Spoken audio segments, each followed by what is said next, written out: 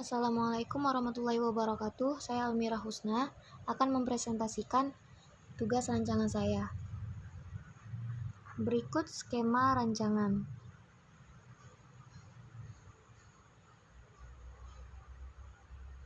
Latar belakang Kota Banda Aceh saat ini mengalami peningkatan dalam pembangunan. Banyak bangunan-bangunan yang sedang dibangun, namun bangunan-bangunan tersebut tidak lain adalah pembangunan pusat pembelanjaan dan selebihnya pariwisata.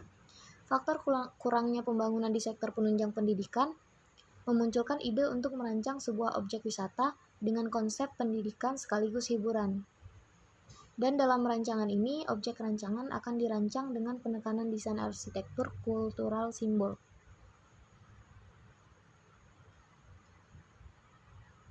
Definisi dari zoologi museum.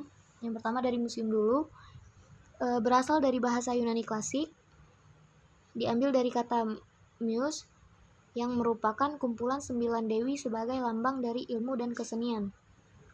Menurut KBBI, museum adalah gedung yang digunakan sebagai tempat untuk pameran tetap benda-benda yang patut mendapat perhatian umum.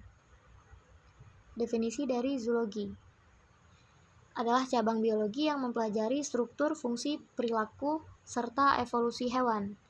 Atau definisi lain, cabang ilmu biologi yang mempelajari dunia binatang berkaitan dengan di mana atau di daerah mana binatang tersebut hidup, bagaimana binatang itu tersebar, dan apa sebab binatang tersebut berpindah. Jenis-jenis museum. Ada museum otomotif, museum seni, sejarah, sains museum, museum spesialisasi, museum virtual, museum open air, dan museum maritim. Berikut adalah fungsi dari museum.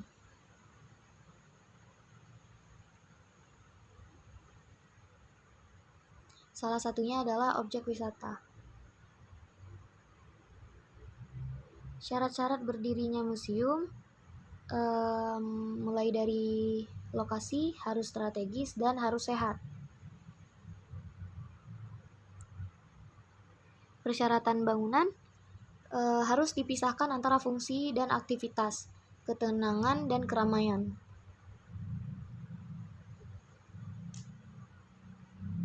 Dan ruang-ruang lainnya.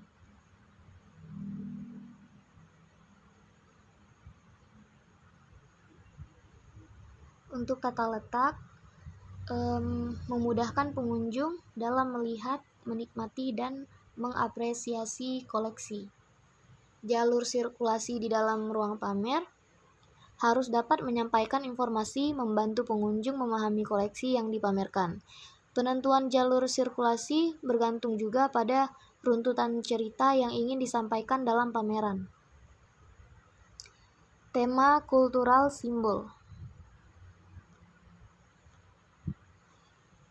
Kultural simbol diambil dari dua kata, yaitu kultural yang berarti kebudayaan dan simbol yang artinya simbol.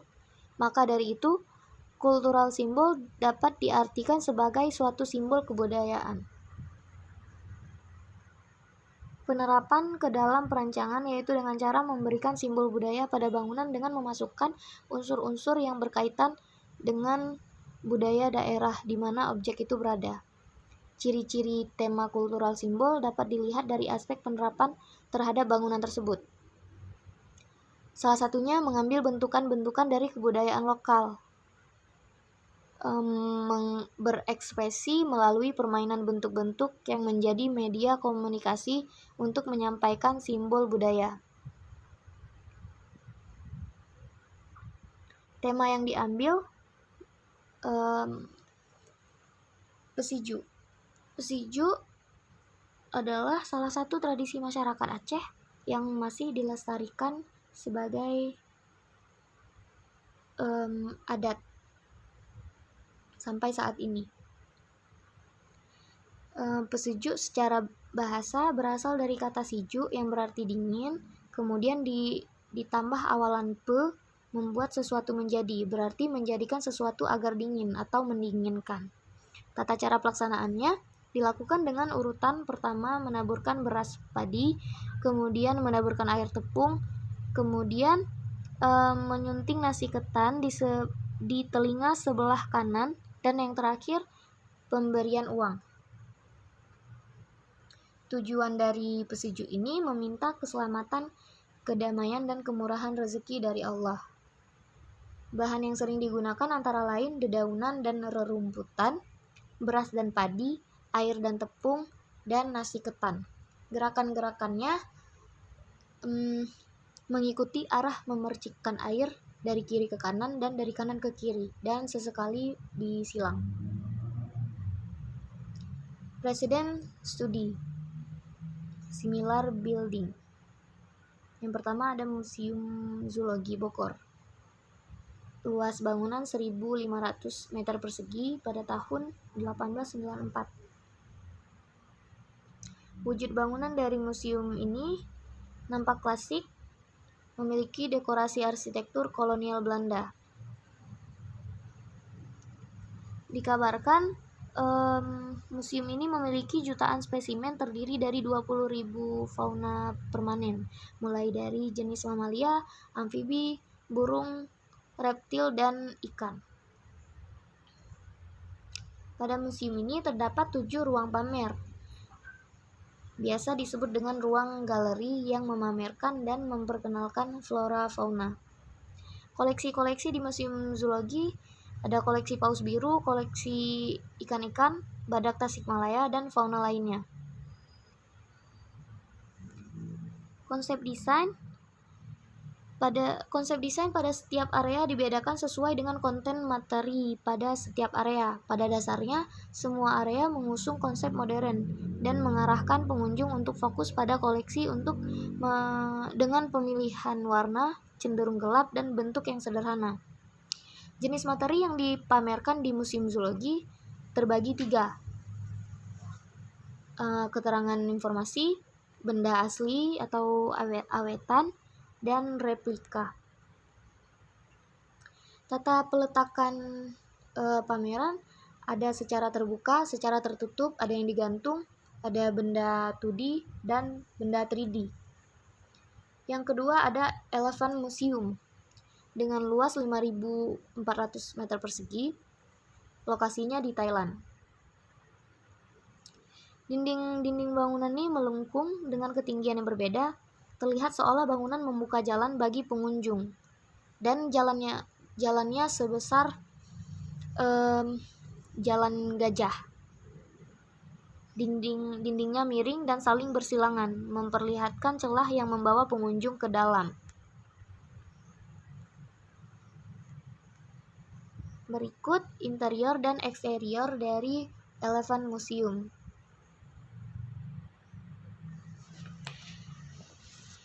Ini adalah denah Museum Gajah. Jadi, Museum Gajah itu tidak semua bangunannya tertutup. Hanya ada ruang-ruang khusus yang tertutup, salah satunya ruang untuk pengunjung. Pengunjung dapat menonton atraksi dari gajah-gajah dengan duduk di dalam ruangan, sedangkan gajah untuk pameran berada di luar ruangan. Oleh sebab itu, ada jalan-jalan seukuran gajah di dalam bangunan. Itu dimaksudkan agar gajah bisa keluar masuk bangunan saat penampilan. Presiden studi similar theme. Tema sejenis. Yang pertama ada Revolution Museum di Wuhan, Cina.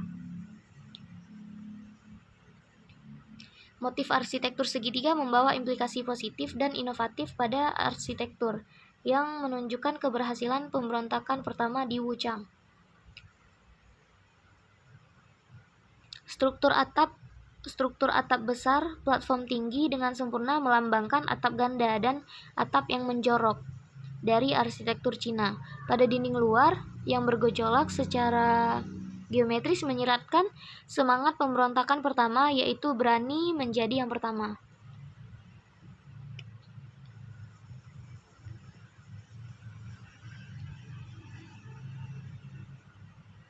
Dengan dinding luar berwarna merah dan pondasi berwarna hitam, bangunan ini tidak hanya mencerminkan perbandingan antara revolusi dan kegelapan museum. Tetapi juga nada merah dan hitam ini dari arsitektur klasik di zaman kuno, negara bagian Chu. Aula pameran dan area tampilan luar ruangan memperkenalkan cahaya alami ke dalam ruang, menciptakan ada harapan lain yang tak terduga. Lantai 3 bagian tertinggi dari museum dengan teras terbuka di sisi selatan yang memungkinkan Anda untuk melihat seluruh alun-alun selatan dan Danau Xiang yang merasakan kemuliaan revolusi yang tak ada habisnya saat mencapai klimaks.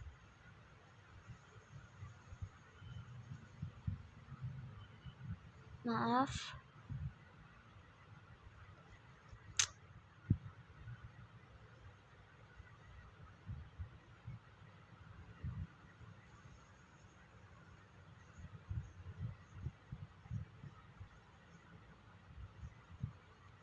Dengan bentuk dalam gaya pahatan, bangunan ini memberikan kesan visual tegas, teguh, tinggi, dan kuat. Berikut adalah floor plan dari Museum Revolution ini.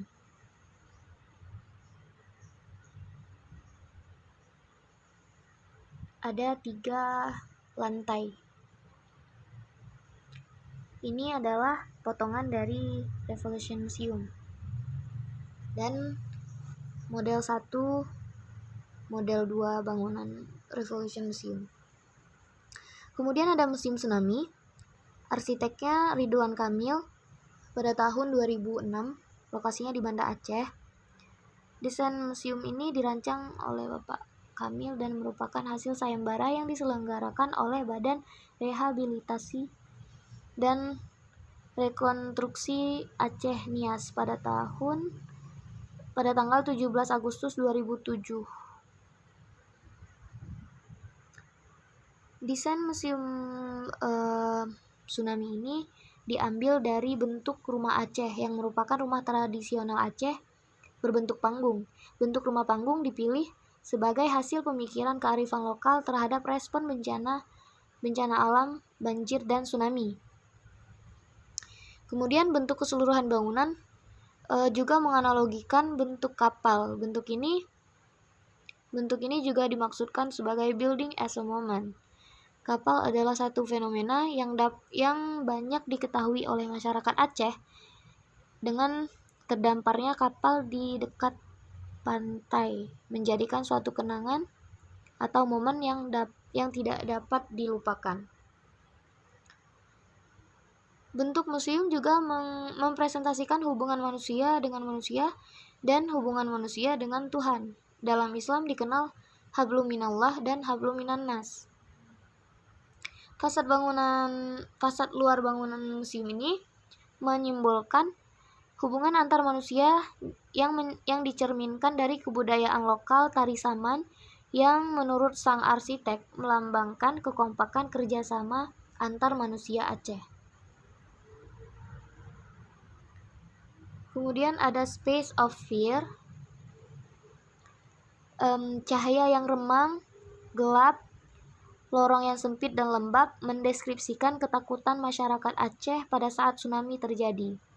Kemudian Space of Memory, ruangan ini berisikan 26 monitor yang melambangkan tanggal terjadinya tsunami 26 Desember 2004.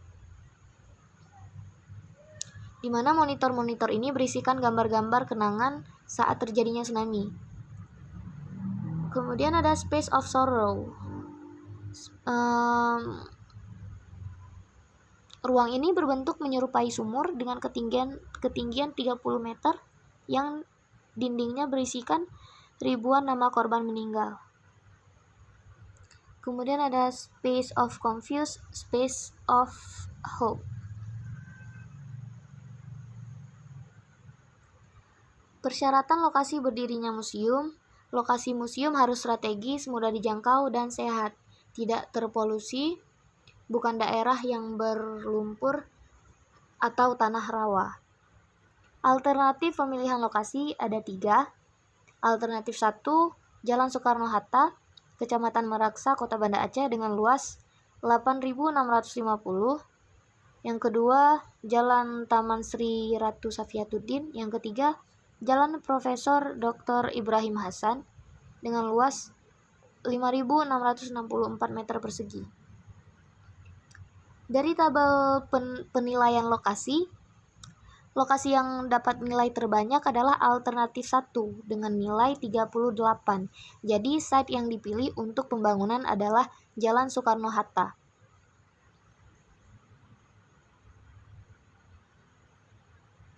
Analisa site untuk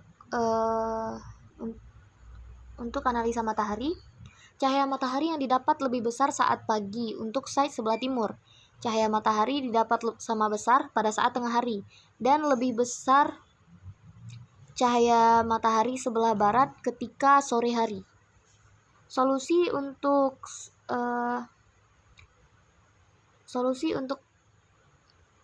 analisa matahari, analisa site ini dengan memainkan orientasi bangunan, menambahkan vegetasi untuk menghalang sinar matahari langsung, dan membuat kolam untuk efek cooling pada site. Yang kedua, ada angin dan curah hujan. Karena curah hujan yang cukup tinggi, bangunan diberi bentukan lengkung untuk memecah angin, kemudian menambah vegetasi yang bermassa daun padat untuk mengurangi angin yang masuk.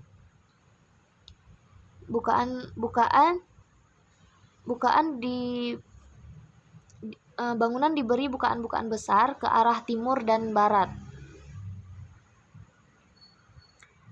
Kemudian drainase. Saluran drainase dapat dimanfaatkan untuk limpasan air hujan dari dalam site. Penambahan vegetasi untuk penyerapan air hujan berlebih, menghindari membuat rancangan yang menghalang jalur drainase. Kemudian kebisingan. Sumber bising berasal dari jalan raya. Kebisingan lain berasal dari perumahan dan pertokoan warga. Solusi untuk kebisingan: peletakan area publik pada lahan yang dekat dengan sumber bising tinggi, menjadikan vegetasi sebagai buffer untuk mereduksi suara berlebih, memainkan fasad bangunan untuk mereduksi kebisingan. Sirkulasi dan vegetasi. Vegetasi yang ada pada site berupa pepohonan, rumput, dan semak-semak. Jalan Soekarno-Hatta merupakan jalan arteri. Jadi, gate entrance dirancang dekat dengan akses jalan raya. Perancangan masa bangunan untuk area servis dekat dengan akses jalan raya. Penanaman vegetasi untuk menjadikan site lebih sejuk dan menambah kualitas view pada site.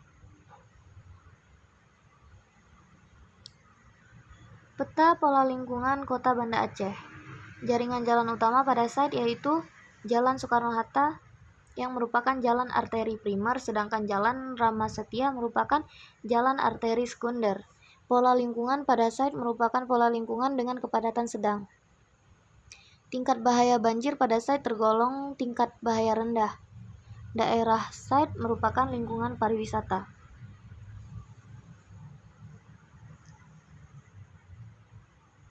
KDB, KLB, dan jumlah lantai. Dengan luas lahan 8.650 meter persegi, jumlah lantai KLB KDB-nya maksimal 3 lantai. Studi pengguna.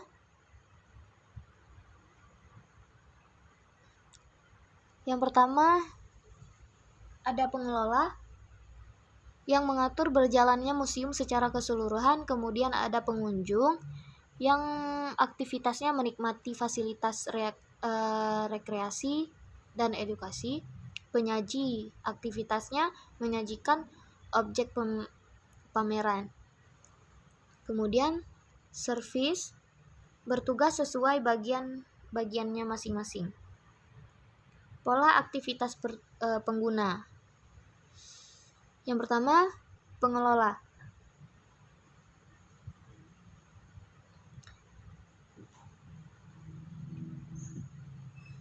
Kegiatan pengelola mulai dari datang, kemudian parkir, ganti pakaian di ruang ganti, kemudian mengurus administrasi, melayani pengunjung, dan menjaga keamanan. Pola aktivitas pengguna untuk pengunjung mulai dari datang, kemudian parkir, beli tiket, menitipkan barang, masuk museum, melihat koleksi, interaksi dengan media pamer, menonton video, masuk perpustakaan, belanja souvenir, bersantai di kafe, kemudian pulang. Berikut kebutuhan ruang. Ruang penerima ada entrance, ruang tiket, lobby, ruang informasi, ruang penitipan barang. Untuk ruang edukasi ada ruang perpustakaan, laboratorium, dan studio preparation. Ruang pamer ada ruang pamer permanen, ruang pamer temporer, dan ruang multimedia. Ruang pemeliharaan ada gudang koleksi dan loading dock. Ruang administrasi ada ruang kepala museum, karyawan, rapat, staf kurator, pengelola, tata usaha, bagian keuangan. Untuk ruang komersil ada toko souvenir dan kafe. Ruang penunjang ada ruang ganti pakaian, musola, pantry, locker, dan toilet. Ruang servis ada ME, AHU, CCTV, genset, dan cleaning service. Berikut hubungan ruang. Untuk yang warna merah, daerah yang sering dilalui tamu. Untuk warna coklat tua, daerah sering dilalui tamu dan pengelola. Untuk coklat terang, daerah sering dilalui pengelola dan petugas. Berikut adalah besaran-besaran ruang.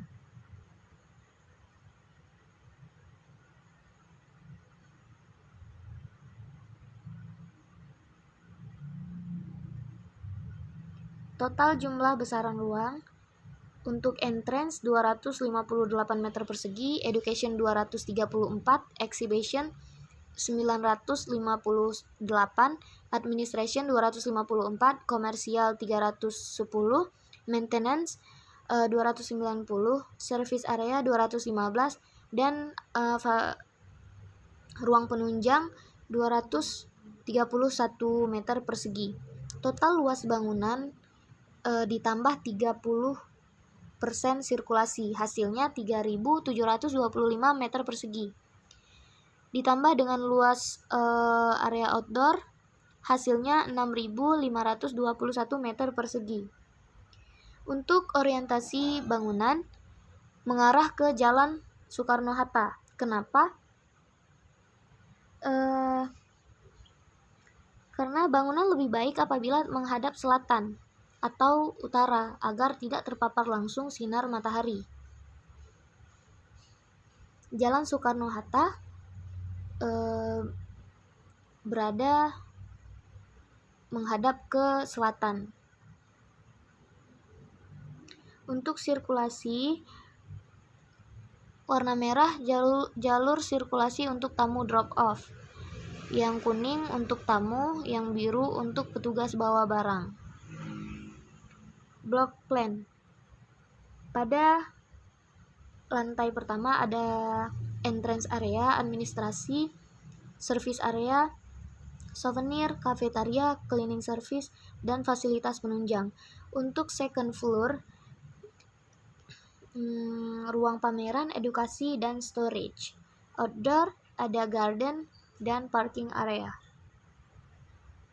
Berikut adalah gubahan masa bangunan.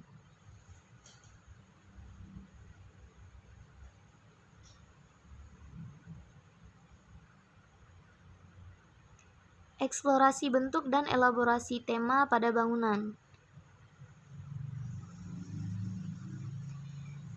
Elemen yang diambil adalah elemen dari pesejuk kebudayaan Aceh tadi. Yang pertama dari bahannya, dedaunan dan rerumputan, beras dan padi, air dan tepung, nasi dan ketan. Kemudian makna-makna dari bahan-bahan ini akan diekspresikan dalam bentuk material. Material interior dan eksterior. melalui dari suasana atau tekstur atau warnanya. Kemudian tata cara pelaksanaan pesujuk. Mengambil pola, teratur, berulang, dan abstrak. Dari tujuan pelaksanaan pesujuk mendapatkan pola similarity yang akan diterapkan pada bentuk bangunan. Sketsa alternatif 1 dengan penerapan pola repetition, abstrak, dan similarity. Bentuk bangunan cenderung persegi panjang namun dimodifikasi dengan tambahan bentuk segitiga-segitiga dengan ukuran yang berbeda, sehingga bentuk bangunan terlihat abstrak. Bangunan dikelilingi oleh kolom-kolom dengan bentuk lingkaran. Ini merupakan pola repetition. Pola segitiga pada fasad bangunan juga merupakan repetition. Bentuk segitiga yang mendominasi fasad bangunan tergolong ke dalam pola similarity, sama-sama berbentuk segitiga, namun dibedakan dengan ukuran. Sketsa alternatif 2 juga sama, bentuk bangunan dengan bentuk dasar segi 5, kemudian dimodifikasi dengan ukuran yang berbeda dan digabungkan agar bentuk bangunan terlihat abstrak. Massa bangunan berbentuk ini diulangi bentuk yang sama pada bagian massa bangunan yang lain agar mendapatkan pola similarity sekaligus repetition. Berikut adalah sketsa alternatif 3. Juga sama dengan alternatif 2 dan 1.